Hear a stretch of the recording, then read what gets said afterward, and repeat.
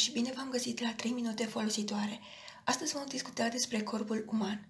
Orice organism, de la cele mai simple, cum ar fi organismele unicelulare, ca de exemplu amiba, parameciul, euglena verde, până la cele mai complexe, cum suntem noi, oamenii, avem 3 funcții de bază, și anume funcțiile de relație, și aici avem locomoția și sensibilitatea, funcțiile de nutriție, prin care organismele sunt hrănite cu diferite substanțe hrănitoare pe care le luăm din alimente, dar și gaze respiratorii, cum ar fi oxigenul și dioxidul de carbon pe care îl eliminăm în respirație.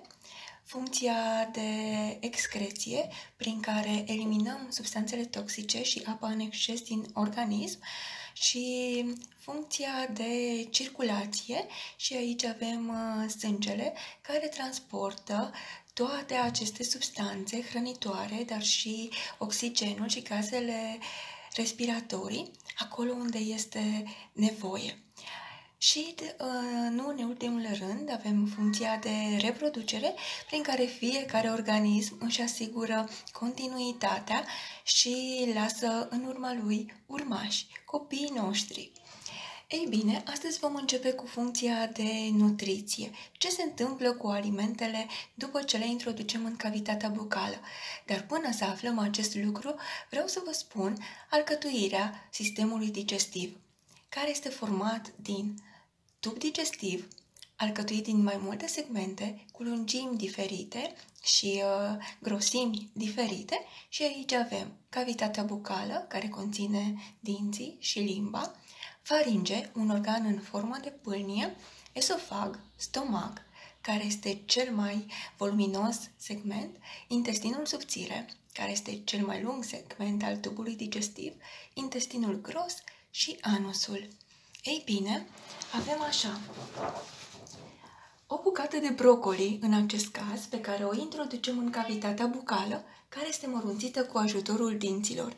Dinții sunt de 4 tipuri: incisivi, canini, premolari și molari.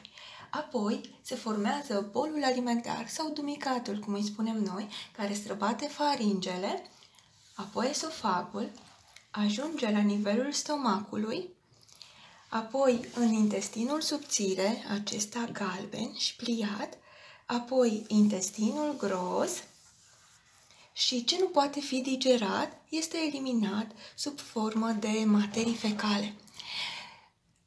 Tubul digestiv este ajutat în digerarea alimentelor de glande, organe care produc diferite substanțe.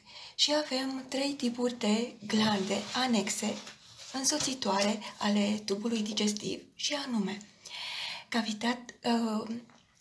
glandele salivare, localizate în cavitatea bucală și secretă saliva, ficatul, care este cea mai mare glandă a corpului nostru și secretă bila sau sucul biliar, și pancreasul, care secretă sucul pancreatic, extrem de important.